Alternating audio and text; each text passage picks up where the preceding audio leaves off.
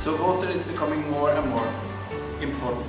And you might know that the World Economic Forum in Davos a couple of years back said that the water issue will be the most important issue in the years ahead for development and for society's future because of climate and everything. I will try to talk a little bit about the role of water in world history.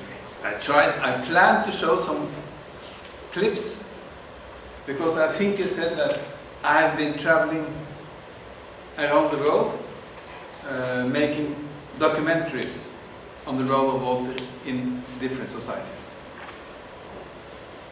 And I've also made a 9-volume work called A History of Water, 9 thick volumes dealing with water in many countries, and 225 researchers from about 100 countries contributed their chapters. So it has been a big project, starting in 2006, ending in 2016. So 9 volumes. But I will try to, do you understand what I'm saying? El doctor dice que ha trabajado en varias partes del mundo, casi 100 países. Ha hecho 9 volúmenes de un libro, 9 volúmenes de una extensa investigación desde el 2006, 2016, right? 10 años de trabajo. Ahora el agua es un tópico que está muy arraigado por el tema del desarrollo, y además que todo el mundo, él ha estado en China, en Rusia y en India trabajando sobre estos tópicos. Entonces él va a resumir todo su trabajo que ha desarrollado a través de un documental, también que él desarrolla documentales. So, why is water important in history? 2 main reasons. One, water is the only universal resource. There is only one thing in nature that all societies, at all times, wherever it is, have been forced to relate to, and that is water. Not corn, not maize, not oil, not fish. These are all specific for different societies. But all societies, at all times, have had to relate to and control water in one way or another. ¿Por qué el agua es importante? Porque hay 2 razones principales. La principal es que toda la humanidad, el agua es el único recurso que todo el mundo comparte. De cualquier manera, no se comparte el maíz, no se comparte la gasolina, otros recursos, sino que el agua es lo principal que todas las sociedades necesitan. And that means that if you are interested in the development of different societies, in China, in Latin America, in Europe, why not study these societies in their relationship to water, since all of them have a relationship to water. Secondly, water is universal, but it is always also never the same from place to place or from time to time in the same place. It's always changing. It's always fluid.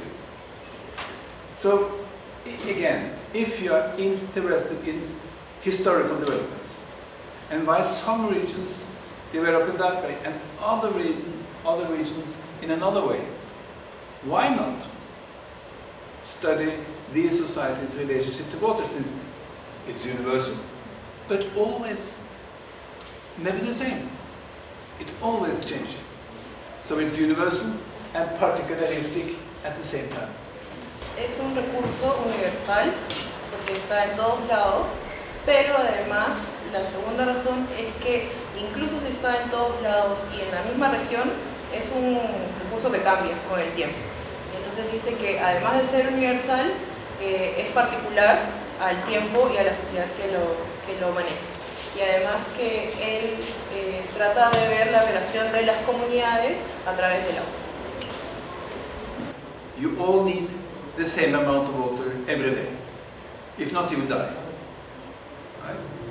All human beings will die the day they lose 20% of the water in their body. All human beings will get crazy, if they lose 10% of the water in their body.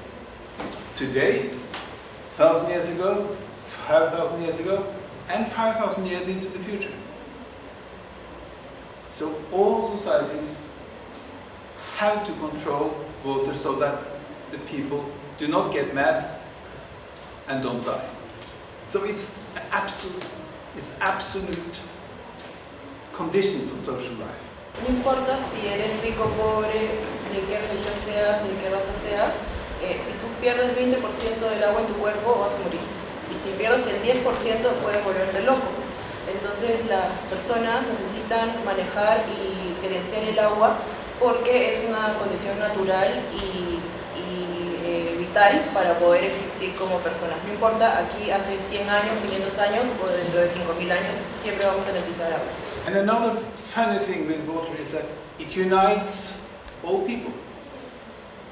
Because it is the same hydrological cycle that is operating in China, in Peru, in Germany, and in Norway.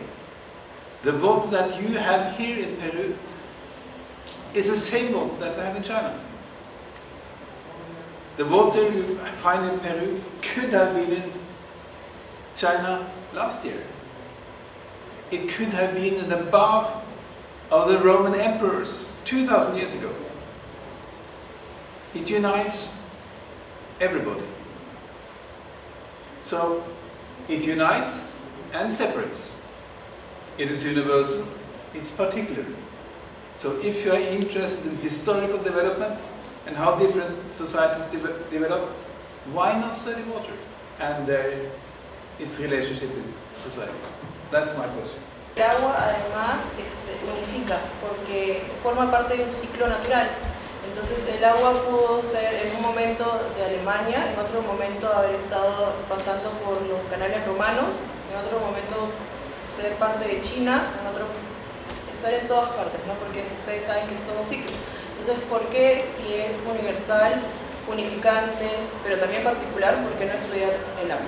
All people, all historians will know that the first civilizations in the history of humankind were river civilizations.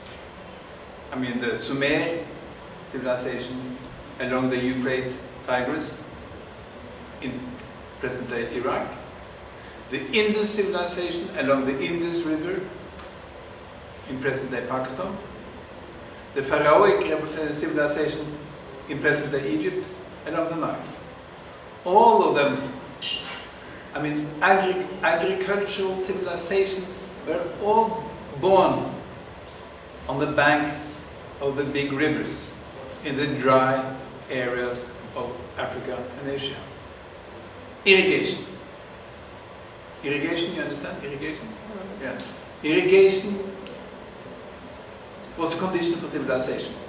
Irrigation created civilization. Because irrigation made it possible to develop an agricultural civilization that was so profitable that it was possible to establish states, armies, poets, urban centers, all that kind of things that is a mark of a civilization.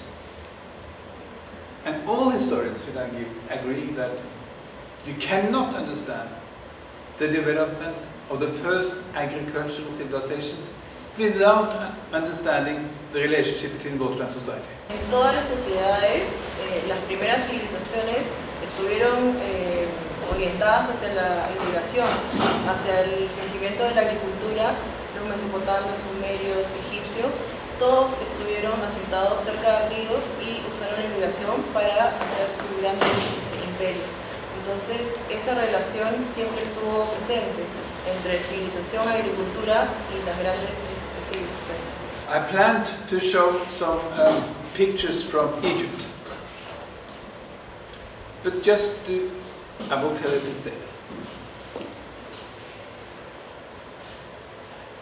You know, in Egypt, Egypt is a desert, like Peru, the coastal areas of Peru.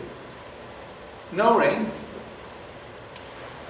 everything depending on the water, on the river, right? On the Nile.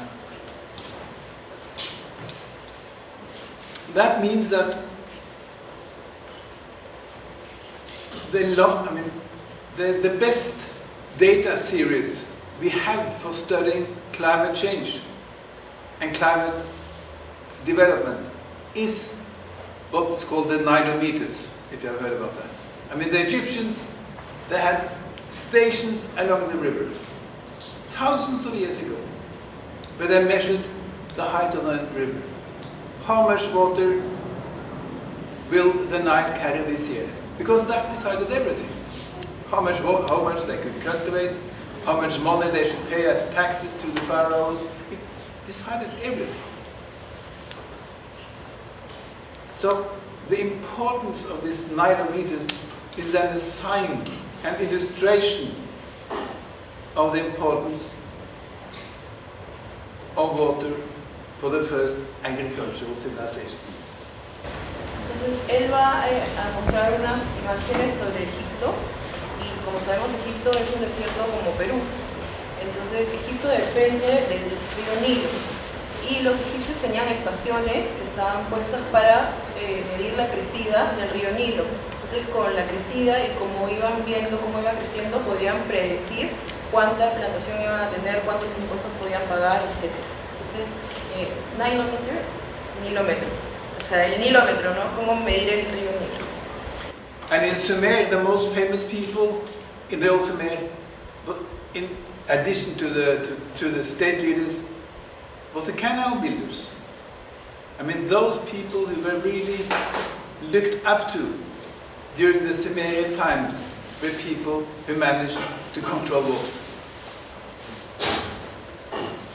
So, from the very beginning then, the idea that development of societies depended upon control of water, I mean, was a very, very central one in the first civilization in the history of humankind.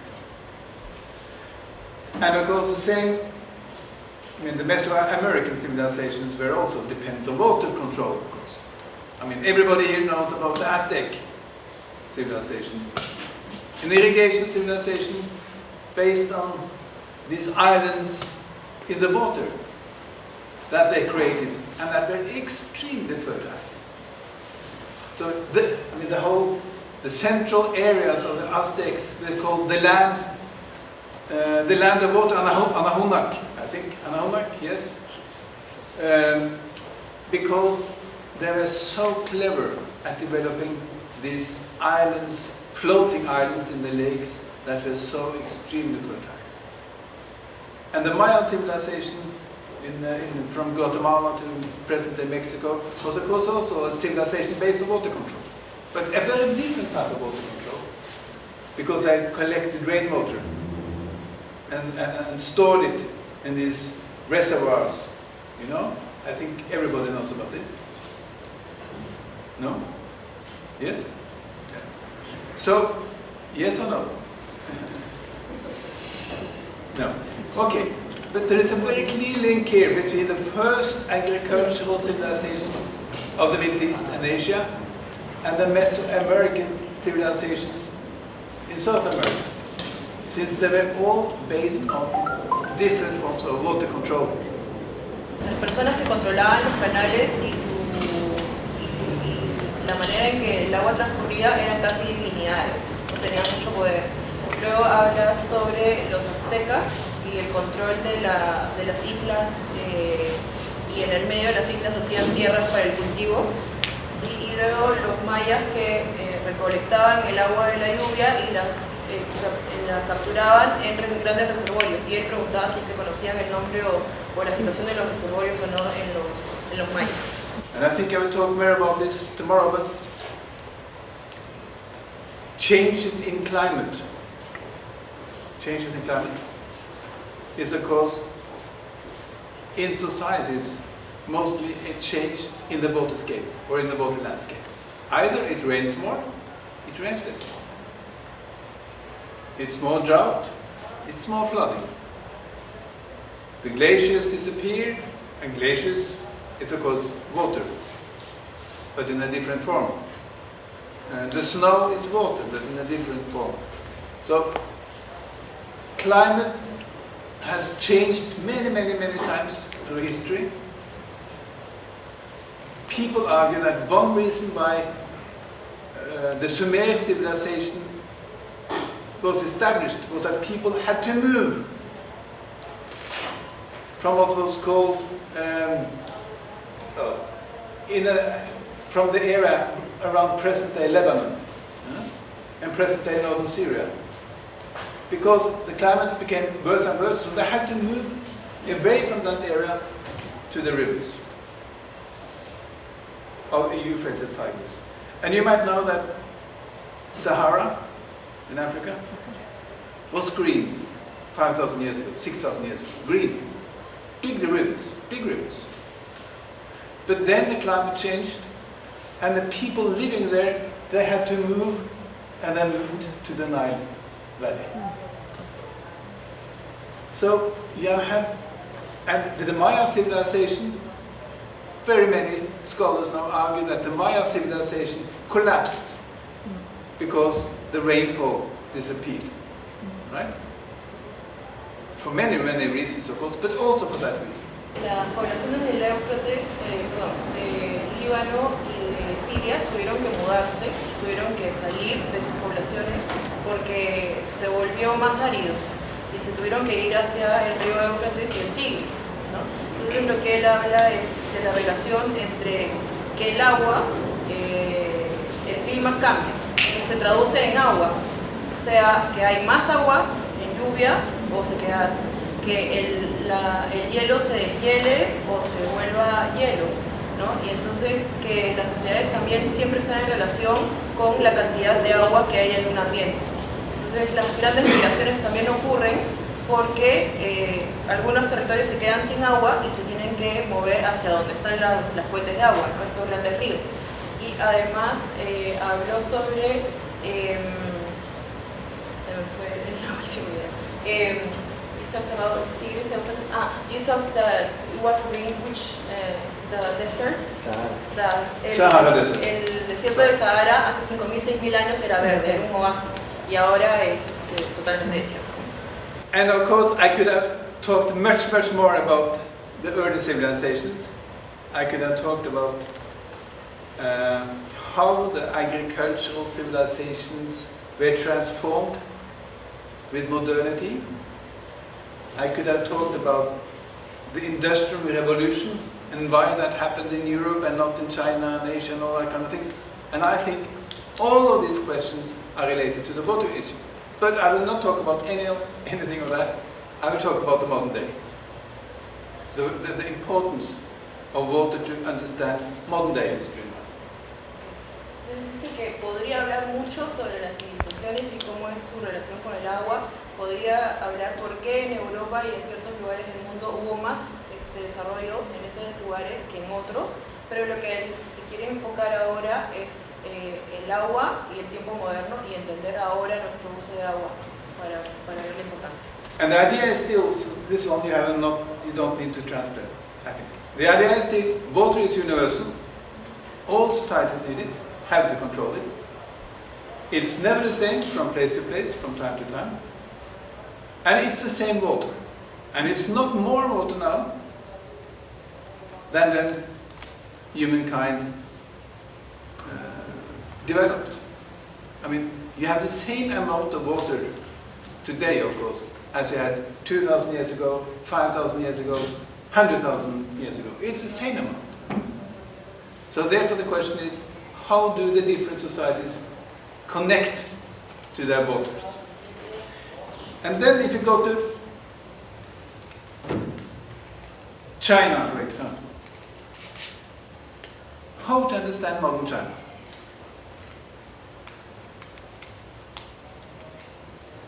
I think that one of the most important things that Chinese Communist Party has done is that they have transformed the national waterscape of China. They have completely changed it.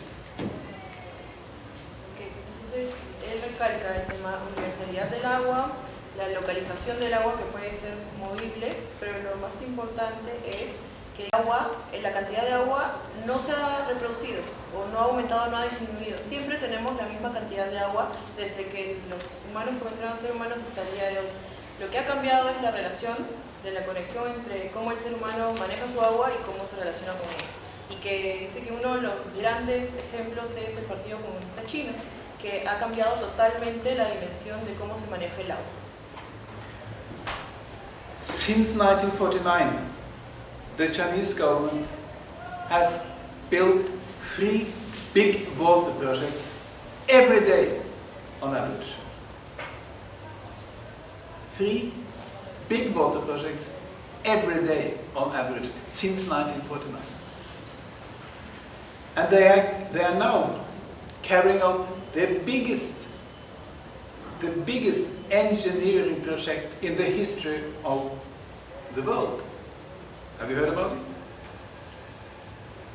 Dice que desde 1949, en promedio, la República de China, el Partido Socialista, ha hecho 3 grandes proyectos de agua en promedio al día, desde 1949.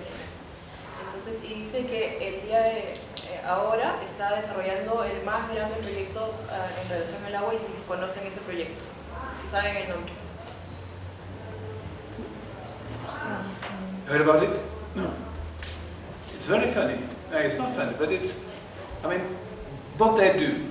If you have, you see the map of China, you have the Yangtze River, you see the Yangtze, Es el mapa de China y el Yangtze. the long river in the south, and then they have the Yellow River in the north, and then you have Beijing even further to the north, right? Beijing up there, Yellow River, Shanghai, and Yangtze. Yangtze, Shanghai, el río Amarillo y Beijing. Imagínense en la cabeza. And what did the Chinese government said? Our country is developing very fast, but it is not sustainable because we have too little water in the north, where Beijing is located, and we have a lot of water in the south.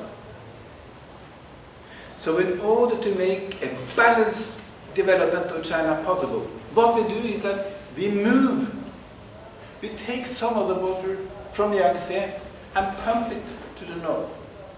Have you heard about it? In 3 big canals, 8,800 kilometers long. 8,800 kilometers. That is how far? In Peru? 800 kilómetros. In 3 long canals, bringing water from Yangtze to Beijing, bringing water from Yangtze to the Yellow River, bringing water from Yangtze to the Gobi Desert, far in the north. And the first canal was finished in 2007, the year before the Olympic Games in Beijing. So they have done it. It's not only talk. No, they did it. They changed the face of China, like that. And of course, this is a big triumph for the Chinese state in the short run. But what will happen in the long run if the water disappears, if the rainfall changes, if the glaciers on the Himalayan plateau decreases? Will they then have enough water to come to the north? This should be one of the big questions now and in the future. Entonces, lo que menciona es que en el sur hay mucha agua, pero en el norte, hacia Beijing, no hay agua. Entonces, lo que han hecho es construir 3 grandes canales de 8.800 kilómetros de longitud para bombear agua desde el sur hacia el norte. Pero ¿qué sucede si los Himalayas o el régimen de lluvias cambian? Entonces, ya llegaron a la meta de poder irrigar hacia el norte las zonas para poder desarrollarse. Lo que ahora están viendo qué va a suceder si es que todo ese ciclo que está ahora va a cambiar. So the point is that if you are going to try to understand China's current development, without also looking at the water issue, you will not understand China. Water is not everything in China, but it's very, very important. For the Chinese government, I think that the water issue is more important than the issue of democracy, in order to maintain the stability of the government and of the state. And if you go from China to India, you have an even bigger project in India. Have you heard about that one? India, I mean, the Indian? Yes. Yeah. What are they trying to do? Well, they are trying to connect, to bring together 37 big rivers that come from Himalaya. You know, India is also close to Himalaya. Bring them together for the government to decide how much water they should discharge. And they plan to build canals across the whole country, from China to Bhutan, I mean the neighboring country, bringing water to the deserts of Western India, and then bringing water all the way down to the southernmost part of India. And they say, the government in India say, we have to take control over the monsoon. Monsoon? The water system, the weather system. Because the monsoon is a tyrant. It's oppressing us. So instead of letting the monsoon oppressing us, the Indian government says, we should take power over the monsoon. And they try to take power over the monsoon by taking power over the rivers, and then the government now should decide how much water these rivers give in the southern part of India, in the western part of India, in the eastern part of India, and so on and so forth. But while the Chinese government did it like that, the Indian government cannot do it like that, because India is, of course, a very different society. It's discussed, it's much more open, and so on and so forth. So they have to do it more step by step. But again, you cannot understand any of those countries and the relationship between them without understanding the importance of water. Entonces dice que China, el agua no es el principal recurso, pero es uno de los principales. No se puede entender el desarrollo de China sin entender el desarrollo del agua. Pero para los chinos el agua es mucho más importante que la democracia.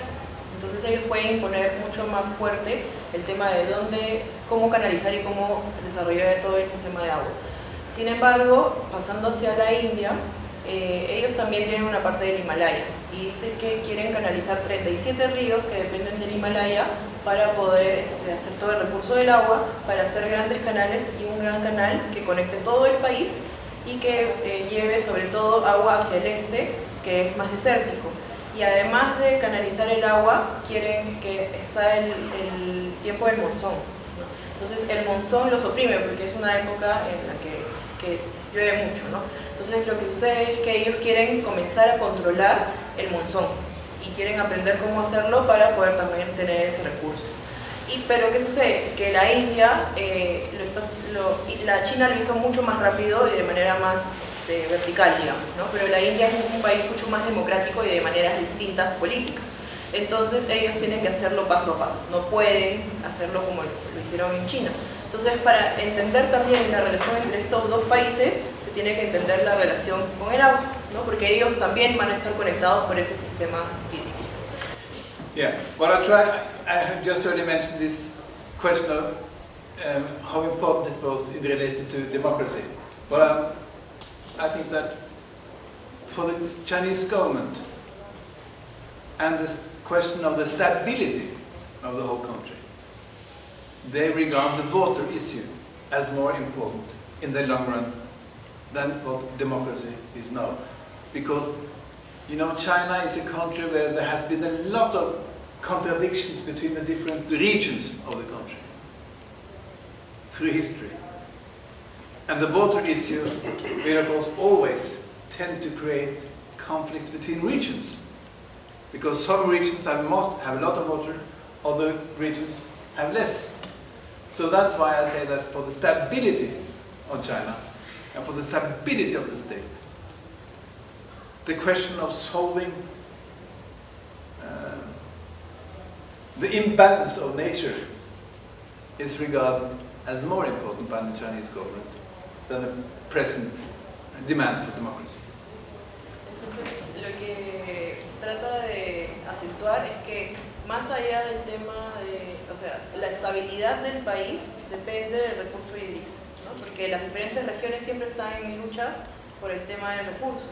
Entonces, el gobierno chino está por encima de ese tema de la democracia. Para ellos la democracia pasa por el tema de la igualdad, digamos, en el acceso al recurso. Yes, and I don't know how long I should talk because perhaps there should be some discussion here, but you see, what is possible if you follow the water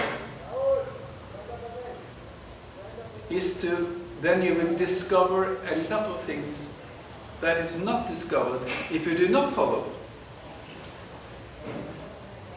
the confluences between water and society. I have argued in favor of a kind of a paradigm shift in the way we regard historical development in general. Because if you go to history books of Peru or of Norway, you will find that the water issue is not very central. They mention it, it's mentioned of course, but it's not integrated into the analysis of the country's history. Even in Norway, which is a water country, I mean, the development of Norway cannot be understood without understanding the role of water in the Industrial Revolution. I mean, all the factories of Norway were powered by water before we discovered oil. All of them. So, my point is that in order to understand historical and social development, it is necessary to break out of a tradition that tend to explain historical changes only with social factors and very seldom with geographical factors or factors related to water.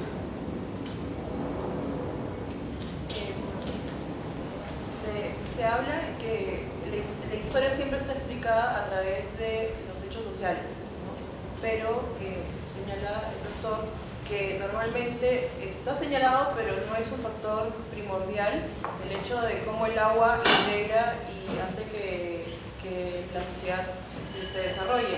En Noruega, por ejemplo, toda la industria, el poder, digamos, el empuje de la industria estaba hecho a través del agua y no antes de que utilizaran la gasolina o el petróleo, ¿sí?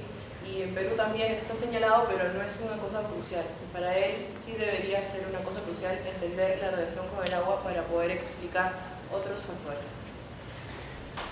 Yes, and while I think that the history of the Inca more and more is a history of their water control projects, I think, or Rituals. pardon? Rituals. There are rituals. Yeah, not on rituals, but I mean the terraces, the irrigation system, the whole Inca history can of course not be explained without bringing water into the center of the picture. Everybody agrees with that, I think. Cusco, what is it? It's a place of irrigation. Tipon, what is it? A place of irrigation, isn't it?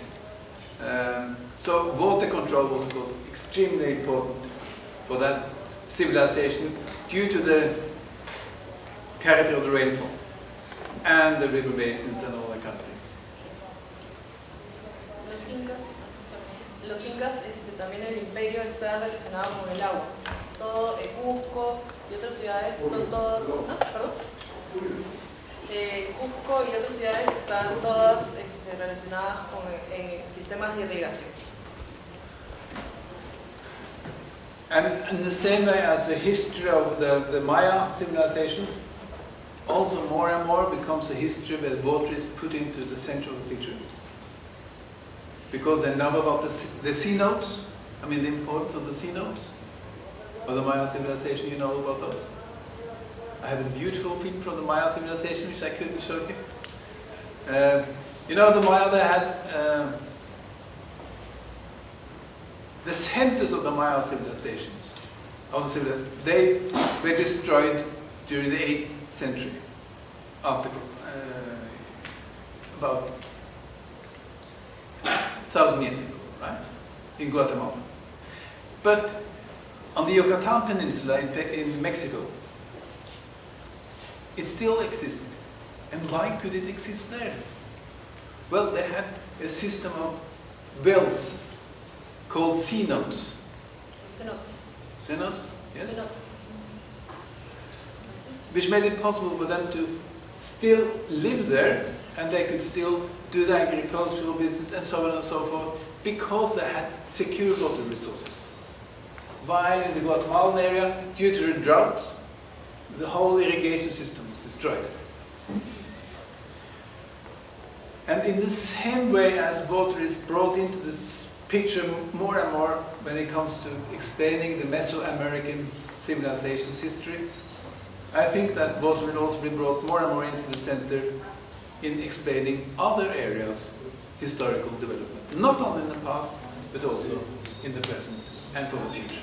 Hablan que el territorio maya tenía los cenotes. Los cenotes son como pozos de agua, en donde se canaliza el agua de lluvia en Guatemala, pero se destruyeron con el tema de las inundaciones. Pero hacia México todavía pudieron subsistir porque pudieron conservarse, no hubo ese tipo de inundación. Entonces los cenotes para ellos, para los mayas, eran muy importantes y eran un sistema de reservorios de agua. So to conclude, before I hope some of you will have some discussion. I can go on for hours. Don't worry, I can go on for hours. But I think that there should be some discussion. That is what Hector told me. But I think that, again to repeat, if you are interested in different development trajectories of different countries, I mean, why different countries developed so different as they did, and at the same time they shared some similarities. If you are interested in that, I think it's very fruitful to study what I call the confluences between water and society. Because these confluences, of this interconnectedness of these relationships, they are always there in the desert, in countries where it's raining a lot, where they have rivers or where they have no rivers, it doesn't matter. The relationships are always there, and they differ. And since we all need water if you're not going to die, and all societies and all leaders of societies at all times have been forced to control water in one way or another, I think this is a very fruitful way to study historical developments. And of course, it's becoming more and more important. Since everybody acknowledges, I think, that there is a growing gap between the water that is available and the need for water in society. And since you might know that more than half of the people of the world, more than 50%, live in river basins, live along rivers that are shared by 2 countries or more. So that more than half of the people in the world live in international river basins. Right? The Nile River, for example, is shared by 11 countries. Soon, 500 million people, 500 million people. The Zambezi River in southern Africa, shared by 10 countries, more and more people. The Brahmaputra River in China is shared by China and India and Bangladesh. millions of people.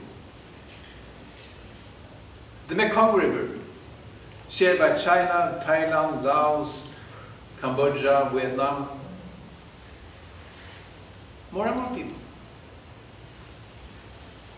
And the water is the same. There is not more water now than before. They have to share it among one another. All societies need it. Of course, to understand the relationship between water and society therefore becomes extremely important. Puedo hablar horas y horas, pero él quiere, y lo que le dijeron era que iba a haber una discusión, que ustedes también participaran y que pudieran conversar. Entonces, antes de pasar unas imágenes, quería decir que los ríos, el manejo del agua y todo el proceso social tiene que verse orientado no tanto a las particularidades de cómo se aprovecha el agua, sino a las convergencias. Si queremos estudiar el manejo del agua, tenemos que ver cuáles son las similaridades y cómo es que las sociedades tienen cosas siempre presentes, sea que viven en desiertos, sea que viven cerca de los ríos, si es que viven alejados o no. Además, habla sobre que la mitad de la población mundial vive cerca a las fuentes de ríos, ¿no? a las riberas de los ríos, 50% de la población mundial. 500 millones de personas dependen del río Nilo, y el río Nilo conecta 11 países. Y entonces hay muchos ríos, mencionó varios ejemplos, en los que multinaciones, o sea, muchas naciones, muchas comunidades comparten el mismo afluente del agua. Entonces hay que ver cómo es que es esa dinámica, ¿no? Más que por las particularidades, por las similitudes. Yes, I finished. I just want to say again that I really wanted to show you some of these videos because they are very beautiful and they are very telling and they are very easy accessible. I mean, they are all on the net, so you can go home and look at them if you want. If you have a net at home, you can go and look at them. If you look at my name, and there is Waterworld, my name and Waterworld, there you can find them and they are free to watch. I mean, you don't have to pay anything. Because there you have pictures of China, the Maya, the Aztecs, and they are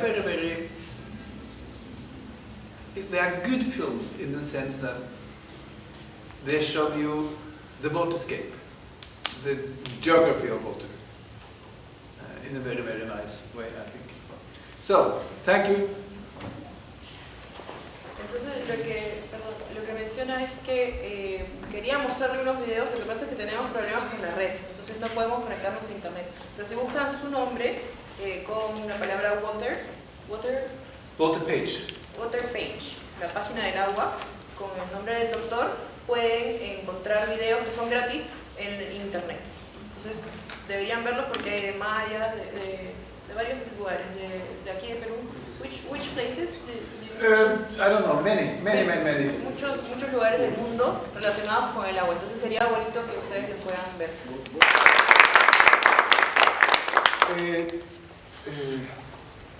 There are experience, no? Union Soviet, Aral Sea, no? The Aral Sea in the Central Asia. This is an example of the Western approach to the West. The idea, in your experience, in your research, you can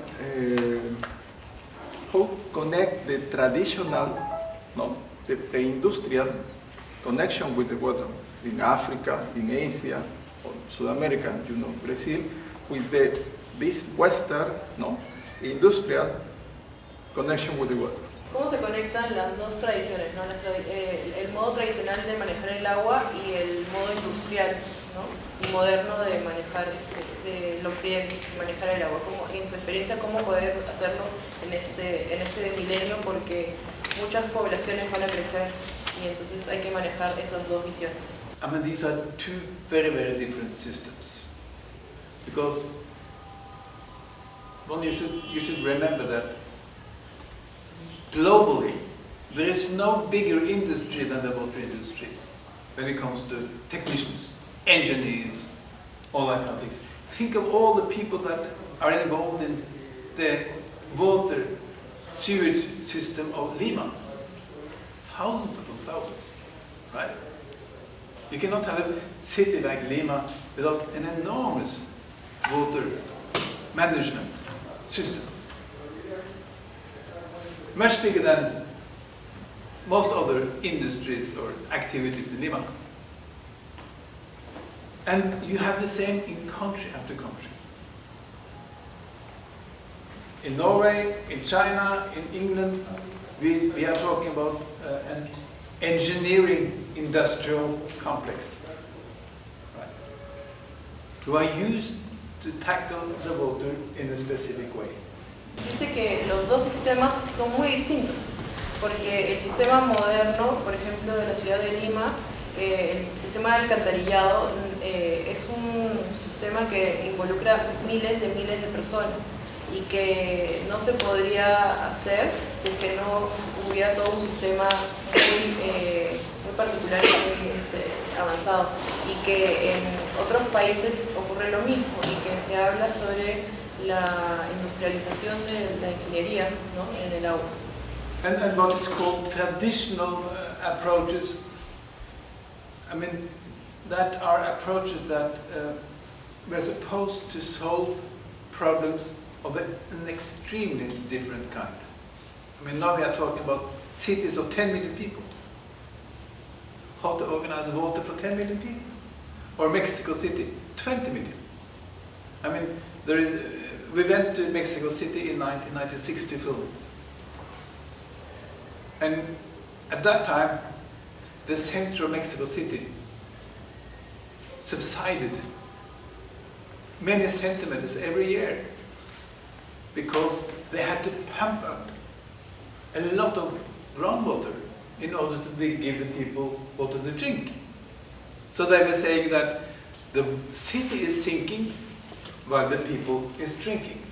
El sistema también es muy distinto por el tema de la necesidad de las personas, porque, por ejemplo, en Lima son 10 millones de personas y en Ciudad de México son 20 millones de personas.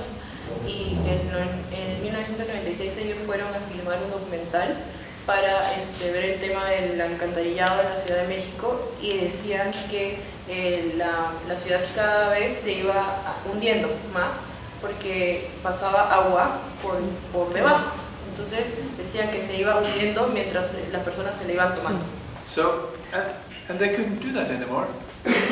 I mean, a lot of workers, they had to work to save the cathedral in the center of the town because that cathedral was cracking. Because some of the cathedral sank more rapidly than the rest of it because it was standing on an old Aztec temple. Like campus soccer. Here we have the same problem with the football match, like the football Field. because it's on Ahuaca, on the Okay. mount. Dice que tuvieron el problema con la catedral porque por debajo pasaba el agua y estaba rompiéndose, se estaba fracturando porque había diferencias de suelos. Entonces una parte se estaba hundiendo y la otra no, y tuvieron que trabajar mucho para poderla rescatar. So then they ended up pumping water to Mexico City from 1,000 meters below the city. ¿Thousand? Yeah, and not underground, but outside, and many kilometers away from Mexico City. They had to pump it up to Mexico City in order so that people could live there and have the water they needed for drinking. Entonces el agua que estaban tomando y que estaban usando ya no venía, o sea, que ya no la golpeaban desde adentro de la ciudad, sino que tuvieron que traer el agua desde 1000 kilómetros de afuera de la ciudad para poder todavía mantener a la gente que estaba viendo. O sea, la necesidad del agua viene ya desde afuera. And for me, what is traditional attitudes to water? Is it the Sumerian? The Sumer existed 5,000 years ago. The way they looked upon water was not that different from the way modern engineers are looking at it, as an instrument for development. So I think that what is needed is, of course, to bridge the gap between the traditional attitudes to water and the more modern engineering attitudes to water. But what is needed is to think about water in a very, very different way than people ever had done. I mean, you have also to think differently than what the traditional ways of thinking about water was. And you have to think differently than from what the modern ideas about water has been. My point is that, and that's why I'm talking about the paradigm shift. My point is that people and societies have not really understood the role and value of water. Not before, and not now. It's something that has to be started, I think, to think about this in a very, very different way than what we've done. That is universal, particularly. It unifies all humankind, from the very beginning to the end. It cannot be destroyed. Water cannot be destroyed. I mean, you can destroy a tree, you can destroy a mountain, but you cannot destroy water. You can destroy a river, but not the water. Because the water evaporates, comes back as clean water. So it's a very special resource. And of course, 500 years ago, or even 100 years ago, people had no idea of the importance of water for the human health. No idea whatsoever. They didn't know that 80% or 70% of our body is water. They had no idea about it. They didn't know that water is, you know, that you are born in water and you die dehydrated. I mean, these kind of things are new ideas. So instead of, I think that there is a need for a new thinking about water and the relationship between water. More than, yes, that's what I think is possible. Okay, in this point, or at this point, I want to know if why or what is the reason about people don't understand the real or the true value of water because of economic reasons, cultural reasons. Why? Because people believe that oil is more valued than water, but if it is because of economy. You know? The modern economy says oil is more important, and population or all people around the world have to subdue it to this resource, oil. So why do you believe it is for cultural or economical reasons? I think it's both. But I think it also has to be explained by even more fundamental reasons. I think that the main reason why we do not understand the role of water is that we have taken it for granted. It is normal. I mean, remember, 100 years ago, nobody knew that this planet, the Earth, was the only planet with water. 100 years ago, people thought that Mars, I mean this planet, Mars, they thought that there were big oceans and rivers on the Mars, that there were glaciers there. At that time, at the beginning of the 20th century, people did not know that this was the only planet in our solar system with water that you could use. At that time, nobody knew that there had been many different ice ages. Nobody. Now everybody knows that you have ice age here, you have ice age there, you know. They had no idea. And to be honest, do you understand? I mean, I started to be interested in water because I moved from the eastern part of Norway to the western part of Norway, and I got what I call a water shock. Entonces, lo que mencionaba con la pregunta es, ¿por qué si el agua es tan importante, entonces la gente no la valora? ¿No? Si son temas económicos o sociales. Y el doctor dice que son los dos. Primero, porque la gente toma que el agua siempre va a estar presente, ¿no? Como que algo que es un hecho, ¿no? Y que hace 100 años las personas pensaban, no sabían que en el planeta Tierra era el único lugar donde había agua. Pensaban que en Marte había glaciares, ríos, etc., ¿no? Y que tampoco conocían que habían habido diferentes épocas de hielo, ¿no? Entonces nuestro conocimiento del agua y de sus condiciones son recientes, ¿no? Tienen menos de 100 años, o máximo 200 años.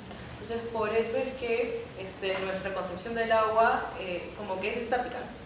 Y el doctor dice que él se mudó de Noruega desde el este hacia el oeste y que ha tenido un shock del agua, que ha cambiado su visión. And you have been to Bergen, and Bergen is a city on the west coast of Norway, and it's raining all the time, and very much. And I was a pure student, and I had an old car with a hole in the floor because of rust. Which meant that every day it was raining and I had to wear rubber boots. Dice que cuando él era estudiante, él vivía en una ciudad donde llovía siempre y que su carro tenía un hueco en la parte de abajo por el tema del óxido y que siempre tenía que usar botas de caucho para no mojarse. And then, after staying there for some months, I looked down at my feet and I said, I have rubber boots today as well. I have wearing rubber boots almost every day since I arrived. And then I ran up to my fellow students and say, water is everywhere in Bergen, it's so important. And they just looked at me, don't you know? Why worry? I mean, water had become so natural to them that they were not interested in it.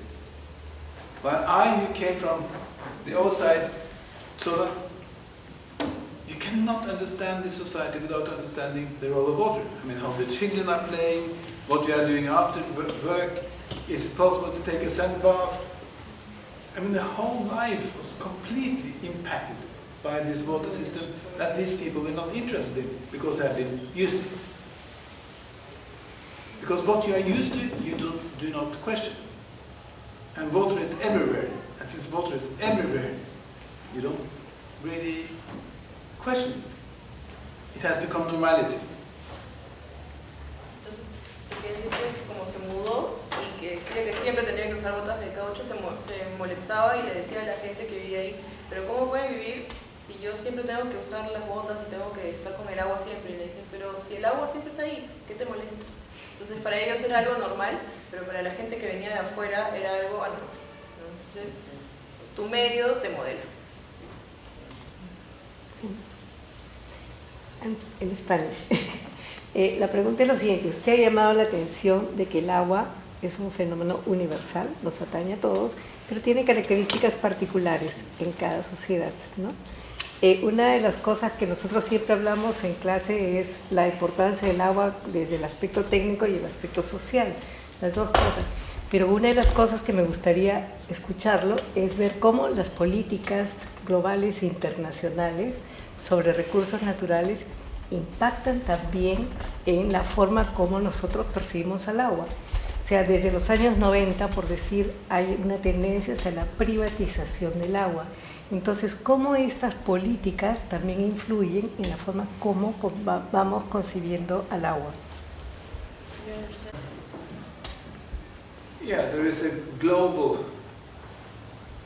movement in a way to try to privatize water. It's not new.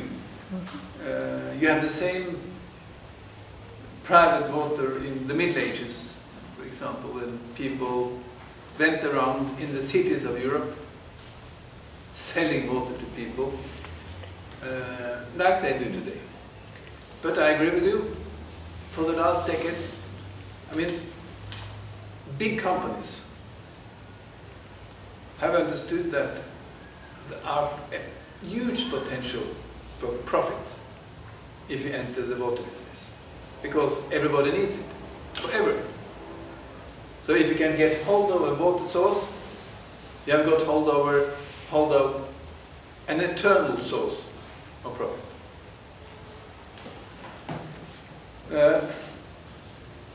And of course, this movement is more strong in some countries than in other countries. I don't know if you have heard about the aquifer under Brazil and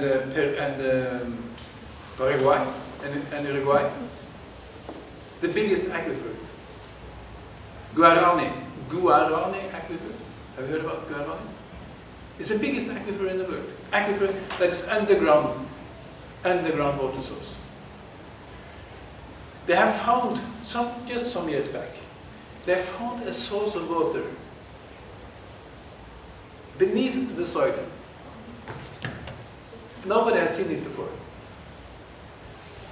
Where they say that all the people in the world can drink from that water source for 2,000 years, and still it will not be empty.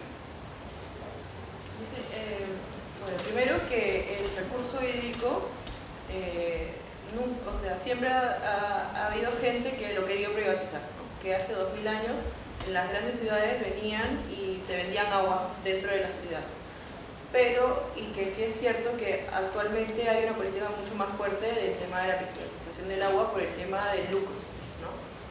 Y que han encontrado que hay un caso entre el límite de Paraguay con Brasil, un acuífero subterráneo que puede dar de beber a todo el mundo, todas las personas durante 2000 años y que no se va a acabar. And it's called Guarani because of the Guarani Indians who lived there. So this has been government property. But I just read a couple of weeks back that some of the big international water companies are now getting ownership to part of that Guarani aquifer. And if that is the case, it is of tremendous importance for Brazil and for those countries, of course, and for the companies. Because the beauty of it is that, you know, to get hold of water is often very, very expensive to pump it up. But this aquifer is just beneath the soil. So you can just drill 50, 60, 70 meters and you will have the clearest water you can dream of. Which means that a lot of big companies producing beer and all these kind of drinks, they are investing now in this area in order to use the water of the Guarani reservoir. So the whole question of privatization of water, you have it in Cape Town of course also, but I think that the most interesting case of the privatization of water is in your neighboring countries, in Brazil. So my advice is following that. Try to find out what is happening there. That will be really interesting.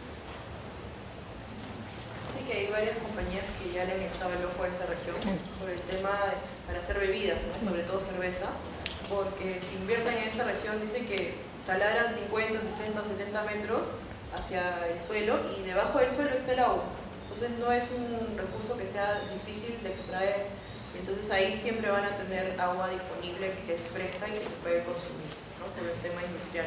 Y que, por ejemplo, ese es uno de los grandes ejemplos de las compañías que están tratando de invertir para tener territorios ahí para poder acceder al agua y que a él le interesa, o sea, que sería interesante ver qué está pasando en esa región.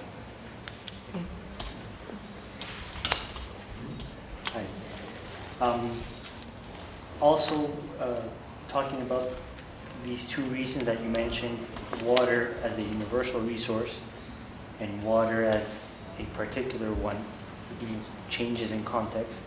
Depending on the context is how water is perceived, pertained, whatever. I would like to ask, what do you think changes in water in these particular contexts specifically? Because it's like, is it the water itself that doesn't change? Is it, the water itself, does that change? Does the relationship between water and society change? Does society change? What would you say is a thing that changes in water in these particular contexts? I mean, everything changes. But what is important with water as a resource is that as a resource, it is never the same. I mean, you have oil. When two countries find oil, they can decide, you take this part and I take this part. And it will be the same this year as next year, more or less. But the problem of a river is that the amount of water in a river will change from year to year, or from decade to decade. And if you have climate change, it will even change even more. So water it's very, very difficult to divide precisely because it's changing, right? And in addition, it of course changes. I mean, in Egypt, which is a desert country, it is so dry that they have now found cigarette paper that soldiers left just after the Second World War in the desert. It's so dry. It will not be destroyed. But in Bergen, if you throw a cigarette on the street, it will go on, it will disappear in a day or so. So it's changing from place to place, and it's changing in the same place from year to year. I mean, as we all know, in one period there can be serious droughts in Ethiopia. In other years, there is no serious droughts in Ethiopia. On the contrary, it's too much water. So, water itself is changing, but of course society is also changing all the time. And the whole they perceive water is changing. Remember, most of the world religions, Christianity, Islam, Hinduism, the role of water is very, very central in those religions. God created the world by water. In the Quran they said, Allah created everything from water. In the Bible, God created the world by bringing water to the soil.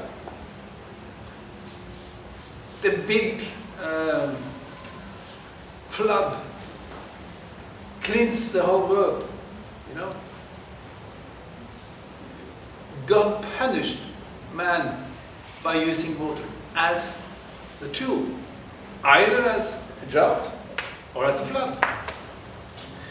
And these religious ideas about water was extremely strong before. It's not so strong anymore, although it's still there. So, of course, the perceptions of water also change. So everything changes all the time. At the same time as water is always there. It's endless. And this makes it then, from my point of view, so fascinating as an object of study. I don't know that I made myself clear. But it's like kind of a paradox, you know, because yes, you have this universal thing that's like timeless, yeah, but at the same time, it is in time. It's very paradoxical. Yes, about the question. In relation to this question from my classmate,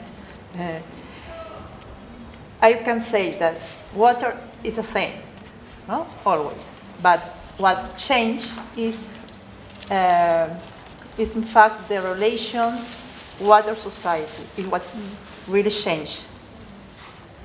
Yes or not? So the relation water society is what really changed along the time, along places, no, or between places, among places. Yes. So, if it is, what about the water problem scarcity discourse? Why nowadays around the globe, around the world, you can hear everybody hears about the water scarcity problem? Why? It's a matter of policy or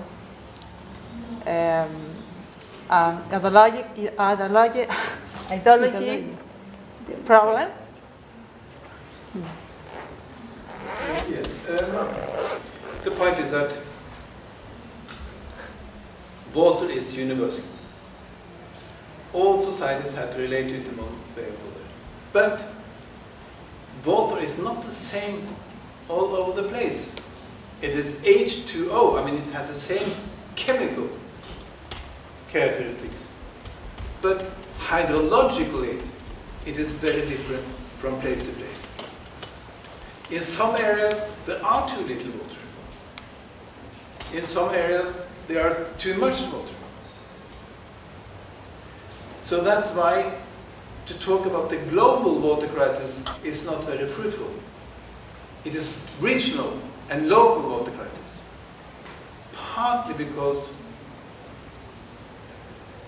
the local hydrological cycle gives the societies not enough water.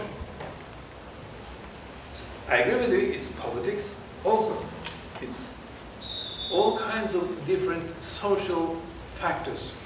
But the fact is that as social scientists, as historians, we also have to understand the differences in the hydrological cycle, in topography, in the silt among the river carriers, and so on and so forth. All of those issues have a tremendous importance for social development. Está hablando sobre cuál es el tema, entonces, si es que el agua es universal y en particular, ¿qué es lo que cambia? La naturaleza del agua, cómo vemos el agua, cómo se relaciona la gente con el agua. Y la segunda pregunta era, entonces, si el agua siempre está presente, entonces, ¿por qué se habla de escasez de agua en el mundo?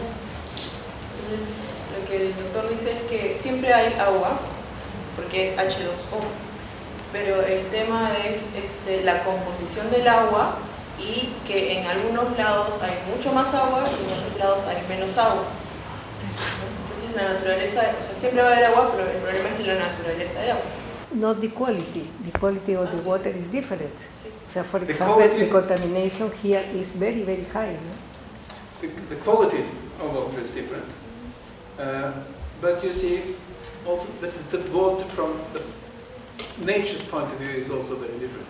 For example, if you go to China again, everybody have heard about the Yellow River. Guanghe, the Yellow River. El río amarillo. ¿Sí han escuchado sobre el río amarillo? The Yellow River is very special. Why? Because, not only because it's enormous, it's not so big as the Amazon, but it's enormous. But it carries so much silt, it carries so much sediment. Acarrea mucho sedimento ese río. So when you are walking on the North China Plain in some places, you walk and you look up on the river. The river is running higher than the landscape around it. It's very important, isn't it, for how we control it and how we look at it. It's running higher. You go, oh, the river is up there. And why? Because of all the silt the river carries. It grows higher and higher every year. So for thousands of years, the Chinese government and the peasants of China has built dikes in order to control the river. They have been forced to do it because of the characteristics of the river. But in Norway, along the Amazon, along the Peruvian rivers, you don't have to do that to the same extent. The Rhine in Germany, no problem. You don't need dikes to control the country of Germany against the Rhine. But on the China plain, you have to do it. You cannot live there without building the dikes, because the river is growing higher and higher and higher every year. Entonces, lo que sucede es que el río Amarillo tiene una particularidad que es el sedimento. Como carga tanto sedimento, el sedimento se deposita y cada vez crece, o sea, el lecho del río va subiendo. Entonces tienen que poner diques porque si no el río se va a desbordar, lo van a perder, no se va a ir por otro cauce. Entonces van construyendo diques porque si no se desborda. That happened with Paris this year with the river Seine. That the river. Yes, yeah, but they don't use banks in the same way. No, but normally the river is. Exactly. And you know, in China, most people will argue that one reason why the state is so strong in China is that the state has been forced to organize the whole society in defending itself against the silt and the floods of the Yellow River. El gobierno de China es tan fuerte porque ellos han tenido que armarse contra el río y se han tenido que, todo el tiempo han tenido que defenderse contra la crecida y contra el acarreo del río. The problem for me is the quality of the water, because here in our countries, because we have a lot of industries, mining and agro-exportation and countries, many contamination for the water. O sea, the problem is not the water is all time. The problem is the water is the quality is not good. And again, this is related to the fact that water is very useful to transport everything away from where you are. It's no more efficient means to transport waste than water. Eso también que tiene que ver con el transporte, ¿no? Porque el agua ayuda a transportar. But the good thing is that even this water is not destroyed forever. The river is, it might be, but the water can always be improved. Think about the Thames, the river Thames in London, or the Rhine in Germany. The Thames in London, it was so dirty that if you fell in the river 100 years ago, you would immediately be sent to hospital, because the chance that you would soon die was so high, because it was so poisonous. I mean, the river was so dirty. But now you can stand fishing from the Westminster Bridge, because they have managed to clean up the river. You know? No, because the fish disappear for contamination. For example, Not there, it came back. En el río también existe en el Rin. for example, in different rivers of Amazon, rivers, And in Norway, it disappears. Yes. But again, what is the beauty of water is that the water itself comes down from heaven as clean water every day. So even a river that is contaminated and very, very dangerous today can be improved because of the characteristics of water.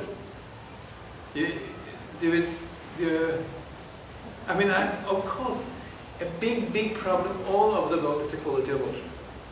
That is a dumping ground. And a lot of things have to be done to hinder that, to oppose it. I'm sure in Peru, in Egypt, in China, in Norway, in Europe, all over the place. A disrespect in a way for water. But my point is that it's hope here because of the natural characteristics of water. because the water itself is not destroyed. It comes back as clean water every day. And that is of course why they have managed to turn the Thames into a river where they can now swim and fish. While 100 years ago, they would have died if they had done the same, if you understand. Yeah. How long did it take? Oh, decades. I mean, they started in the they started just after the Second World War. And I said, I mean, the major river throughout Oslo was a dirty sewage until 1980. Now it's crystal clear. La idea principal es que un río puede ser contaminado, pero el agua, por el ciclo del agua, siempre puede tener un reciclaje. Dice que el Támesis y el Rin, bueno, desde después de la Segunda Guerra, el ciclo del agua se mejoró y lo que antes se podía matar porque no había ni peces, ni podías nadar, ni nada. Inclusive en Noruega también había unos ríos que no se podían usar. En décadas, por ese ciclo, se ha limpiado. Pero no. It was an industrial thing that you used to clean the water, or was it natural? No, industrial. Industrial. Yeah. No, we had to do it. It didn't happen by itself. Does it work also for the mining activities, the naves? For the mining activity, the mining waste. No, then you have to, yeah, I mean, even the mining waste will disappear in the end. But of course, if you have mining activities along a river today, it will be contaminated all the time. But you have to, so in order to have a clean river, you will have to stop mining activities, of course. You cannot have both, I think. Okay, and I have a last question, and I see that if you say that we have to study the water-society relationship, it's a good object of study. Okay, I think the same, but I have a problem, and I don't know if you are proposing a comparative or multi-local study, and how to do that. I know your 3 levels, okay, but I think it's a little complicated to integrate all 3 levels you propose, no?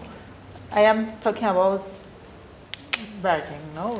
My course in Virgin, but I know you propose 3 levels, no?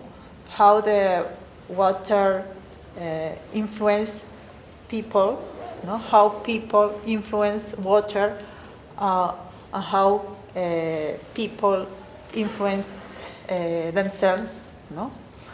And people ideas about water, no? I know these 3 levels you propose.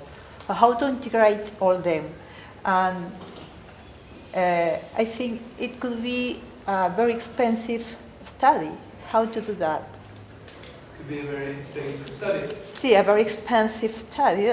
It's a problem in our countries, in our environment. We don't have much resources for that, for study in this way. No? So how to do that? If think about a multi-local or comparative study, for example, I want to study an area at Tambopata, Madre de Dios, and we have a SEDEJA community here, but they are distributed along the river and between Madre de Dios in Peru and Beni, Bolivia. Yeah, it's a transnational river, no? Or river basin, I suppose. Yeah. So how to do that? I think I am limited for that for that study, or for doing that study. That's my problem. I want to know how to integrate all these levels. Could you advise me in that way? Perhaps, but I think then we should do it because if that is possible. No, because what she mentions is that to study the relationship between water and society is not that easy because there are so many relationships and they change so much and so on and so forth. But on the other hand, it's not that difficult either from one point of view because you have the water, it's easy. People are studying, are talking about environmental studies. Environment is everything. It's the wind, it's the table, it's the glass, it's everything. To study water or rivers is much more narrow. It's much more easy to handle than to study the environment, isn't it? Because the environment is everything. Agree? No? I think the thing about water is an element that's interrelational. I mean, it's constantly relation with something else. So if you want to study water, what you should study is not water, but the relationship between water and something else in the environment, with society, etc. So you can't just study water. No. You have, no, of course not. But that's why we are talking about these three analytical levels. We are talking about the physical aspects of water. You have to study that. You have to talk about the relationship, I mean, how people act on water, how they manage water, how they adapt to water, how they control water. That is the analytical level too. And the third level is the ideas about water. I mean, the religious ideas about water, cultural ideas about water, all that kind of things. So no, you cannot only study water. It's for social scientists or historians, that's not interesting. It is, of course, how it relates to societies. But in order to understand how it relates to societies, you also have to study the physical aspects. You cannot forget them. Because if not, you will not understand the relationships. So what I said was that by environmental studies is much, much more. Then you have to study the forest, you have to study the oceans, you have to study the wind, you have to study the... I mean, environment is everything. So from one point of view, to study the relationship between water and society is much more narrow, much more manageable from a researcher's point of view. But I think that we should, you and I should sit down and I can do that. I can try to, if I don't know, advise you if you're interested. You can do that afterwards or tomorrow or whatever. We can talk. Yeah. Thank you. In water study, what country could be more developed in this study, this early study? Western Europe, or could be the Japan, could be the North America, Canada. What school is more developed in water study? In water studies? Difficult to say. It depends on what kind of water studies you are interested in. Of course, in the United States, there are huge research milieux dealing with these kind of things. In the Netherlands, we have very, very strong research milieux dealing with water and society. In Sweden and Norway, quite strong. I mean, so it depends on what you are interested in, really. I cannot say that this country is more advanced than that country. For example, in social science, French, Paris is very strong for the different social science. No? In water study, what university, California or Amsterdam, will be more influenced in the other study? What is the central? You're right. That from one point of view, it's a quite new field. I mean, 20 years ago, there were very, very few historians who dealt with, or social scientists who dealt specifically with water society relations, although of course I studied water and society, but not as a profession. So it's a new field, and as long as it's a new field, it's very difficult for me to say that this milieu is more advanced than this milieu. Sorry, I don't know. Which do you interact with other social study people? Which university or which groups are focused on that, for example, if they wanted to pursue? Oh, very many. Very many. I mean, also, as I said, I just come back from a conference in Pittsburgh. There is a group. I will go to. I mean, there's a very big group in Michigan. There I have a conference this autumn. You have a very strong group in Berkeley, in California. And in Europe, we have a strong group in Berlin, I think especially. And of course, part in Paris. Some people in Milano. So, here and there. But you cannot say, this group is a leading group. You cannot have it. There is no such leading center within this field. Una pregunta,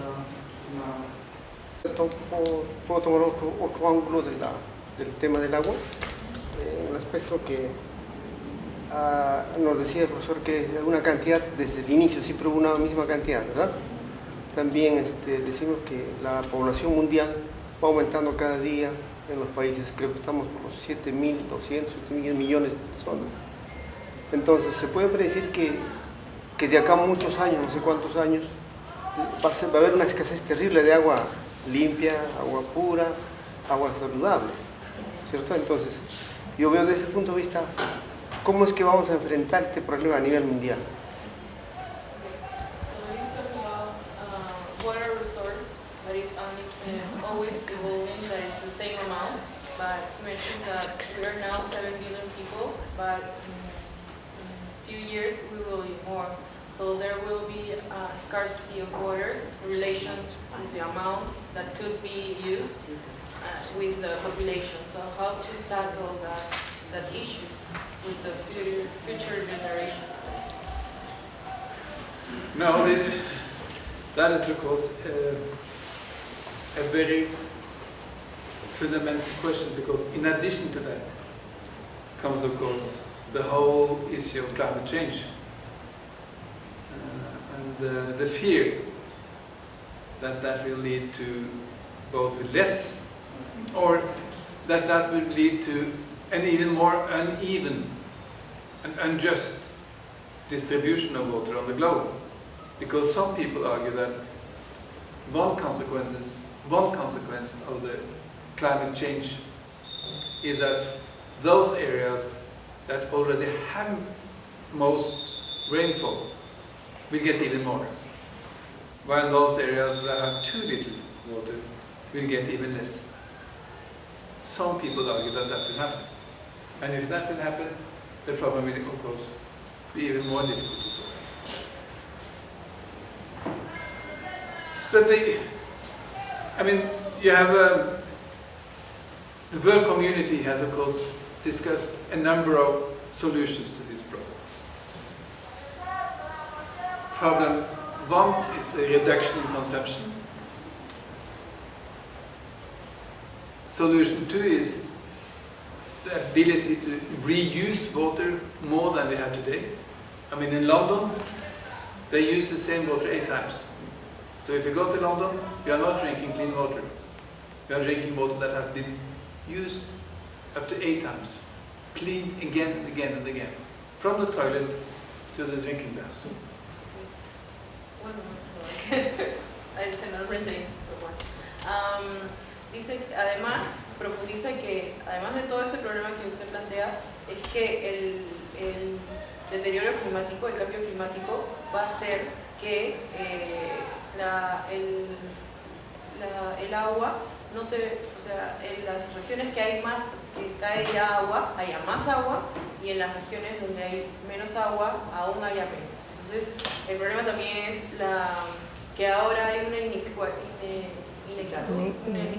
desigualdad de distribución en el agua, ¿no? Entonces, que en el futuro eso puede agravarse, ¿no? Entonces, ya hay comunidades que están discutiendo eso y que hay algún tipo de solución.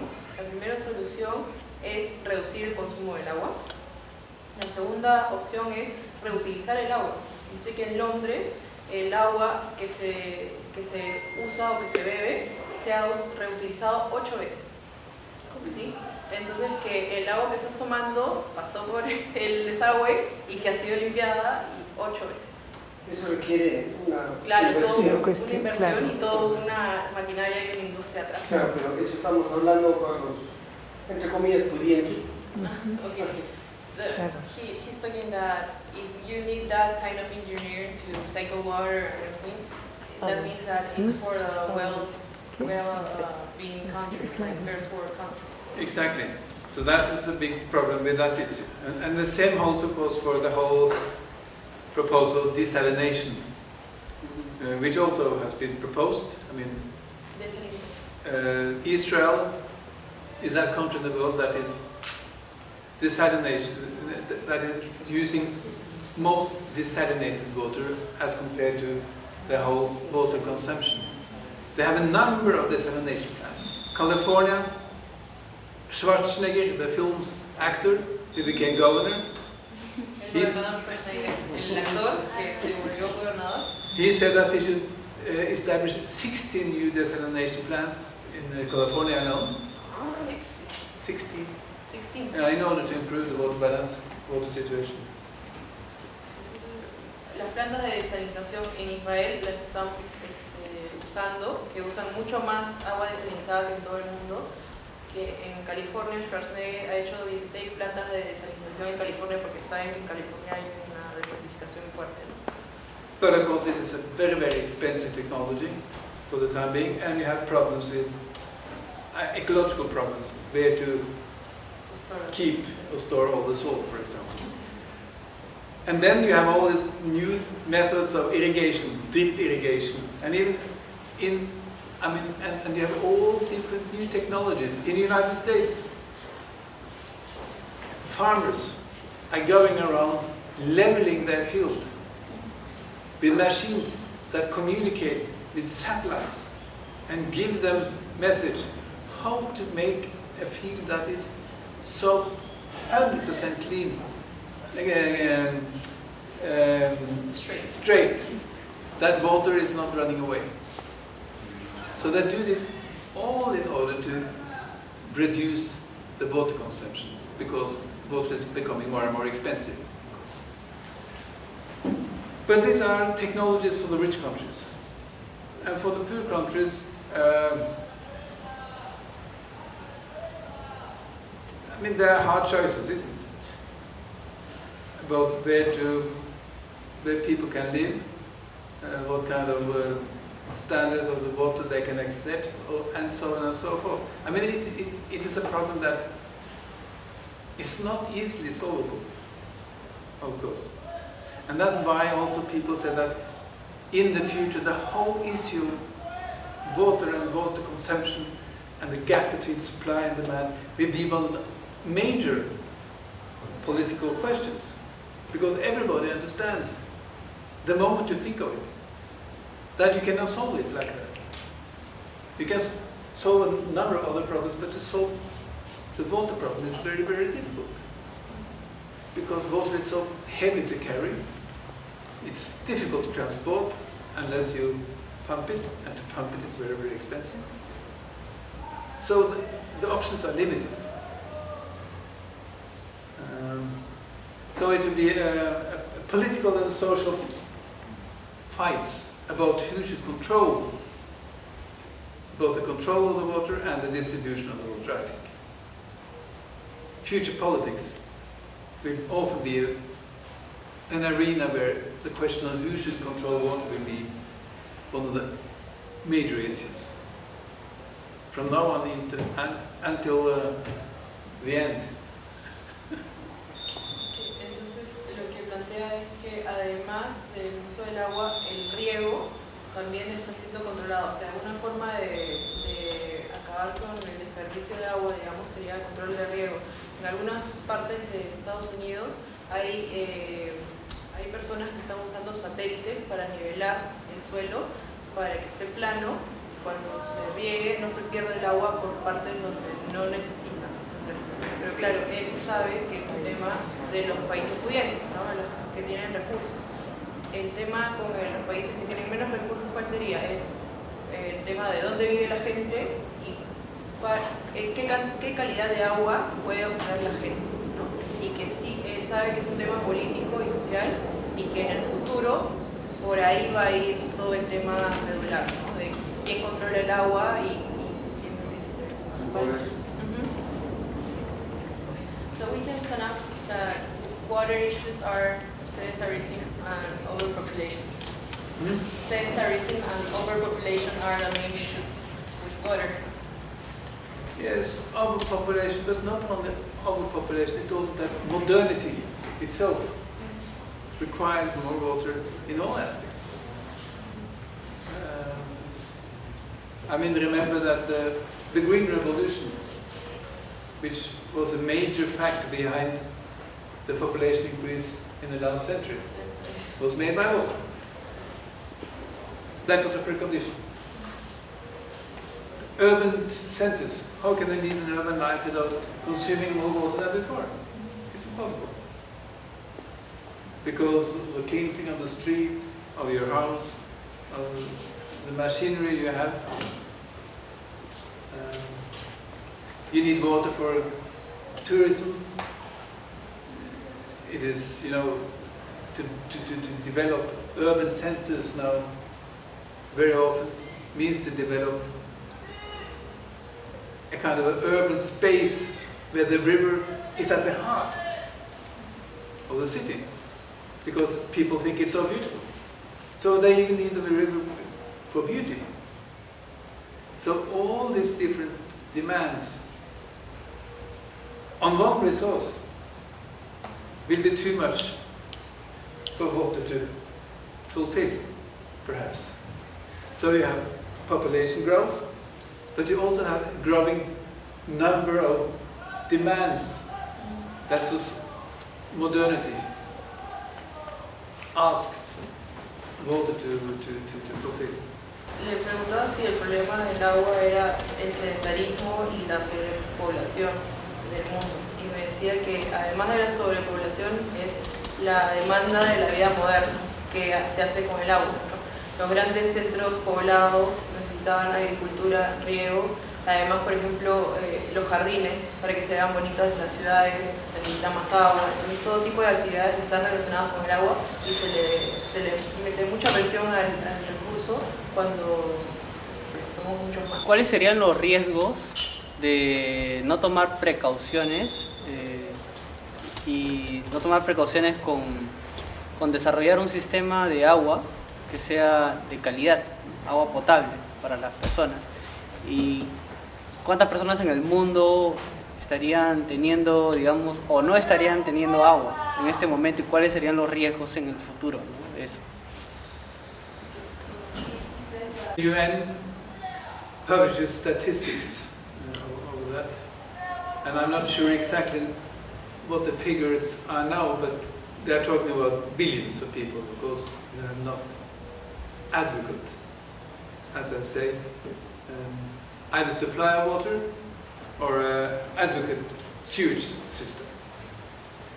And that was part of the development goals, you know, to reduce the number of people without such adequate water supply and adequate sewage systems. And again, of course, in parts of the really poor world, in Africa and so on and so forth, this is very, very difficult to fix.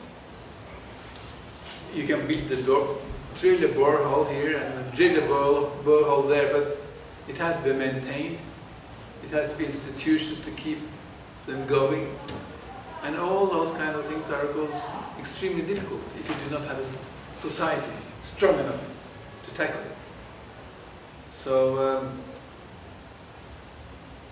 no, this is also, I think, one of those social problems that are extremely difficult to solve, at least in the short run. Partly because they live in areas where water is in scarcity, because of nature. Partly because they live in areas with weak governments. That's why they are in poor societies. So, no, the whole issue of water-society relations, they are precisely very also deep illustrations of the level of social development. So you cannot fix the one without fixing the other. And because of this, it becomes very difficult. Dice que el principal problema para el manejo del agua es el sistema, ¿no? Que necesitas un sistema de ingeniería, de personas que estén detrás del recurso hídrico para poderlo manejar. Y por eso es que si hay sociedades que no tienen ese sistema, es porque es costoso y saben que es un problema político y social. Y que por eso es que sigue siendo un problema real hasta el día de hoy y que va a ser difícil de solucionar. Mi pregunta va más que todo planteada al tema de, se puede decir, la redistribución del agua, la manera de hacer que, se puede decir, ¿no?, el ahorro del agua y a la sostenibilidad, ¿no? Sabemos que en centros poblados rurales, ¿no?, ya sean de población de menos de 2.000 habitantes o en los centros poblados mayores que son cercanos a las ciudades, ya no estamos hablando solamente de Lima, sino estamos hablando ciudades en distintas zonas del país, enfocándonos acá a Perú, ¿no? ¿Cómo se llama? Quisiera saber desde la parte social de qué manera podemos hacer sostenible, ¿no?, ¿cómo se llama?, tanto la calidad del agua como en este caso el recurso mismo del agua, ¿no? ¿Qué estrategias se podrían plantear o qué estrategias ya se han diseñado en otros lugares que podemos, más que todo, no copiarlas, sino sacar, se puede decir, algún tipo de análisis, ¿no?, para plantearlas aquí? No, it's very difficult for me to answer that question because again, the issue with water is that it is always varying from place to place. So if you do not understand the local characteristics of the river system, you should not propose a solution because it's not adapted to the way the river runs in that area. So that is precisely a major point in the way I suggest that this issue should be studied. You have to understand the nature of the river first. And after you have understood that, you can start coming up with viable, sustainable, fair and just solutions to how this water should be shared. And since I do not know the river system good enough, I cannot tell anything. Lo que dice que el punto de partida que deben hacer es conocer el sistema y el río, o sea, cómo es que ese río funciona y a partir de eso comenzar a generar vías, ¿no? Pero como él no conoce qué río o qué sistema se usa, no les pueden dar soluciones, pero el punto de partida sería ver cómo el sistema hídrico de esa zona funciona. Y yo pertenezco a un grupo que creó una solución para sacar agua del viento, Yagua. Es una solución peruana a bajo costo que ganó un premio internacional.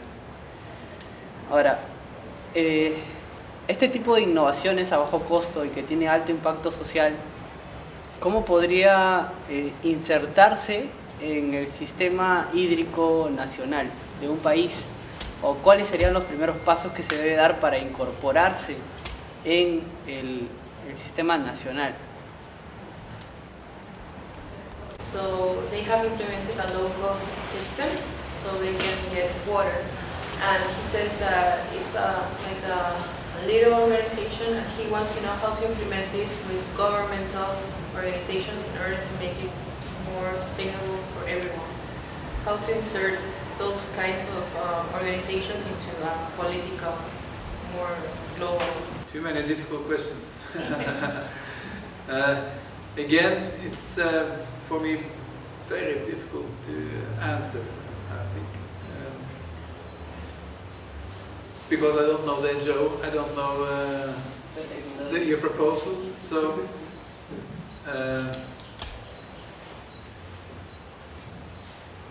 what I can say is that all over the world there are people now working on these kind of issues, because people gradually realize that the water question has come to stay.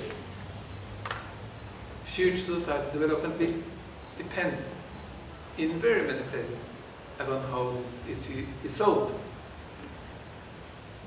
So my impression is that governments, NGOs, international institutions, they are very much concerned with the water question.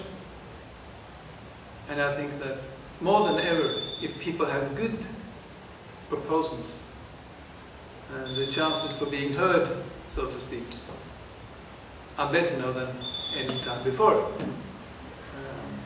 Because as I said, the World Economic Forum, the UN General Assembly last year discussed the water crisis for the first time.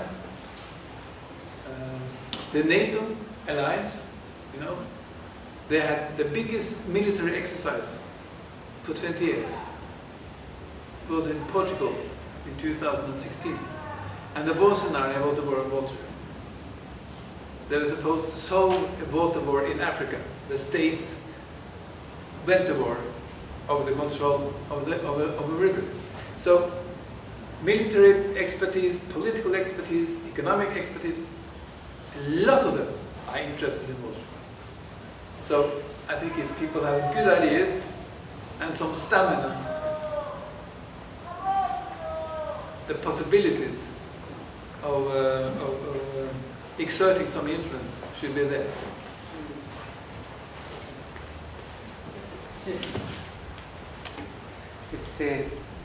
Sí, en realidad algo breve. ¿Qué yo quería hacer? Yo había escuchado en otro evento igual. Bueno, y está visto, ¿no? Que siempre se dice que las mineras contaminan, la agricultura, bueno, pero también se sabe o está comprobado que quienes contaminan bien son las personas individualmente, ¿no? Entonces, y en ese campo de que podamos educar a nuestra población en general del país a que tengan mayor cuidado en el uso racional del agua. Ese tema también habrá que tocarlo porque somos 30 y tantos millones, 33 de cerca, que vamos a seguir haciendo mal uso del agua.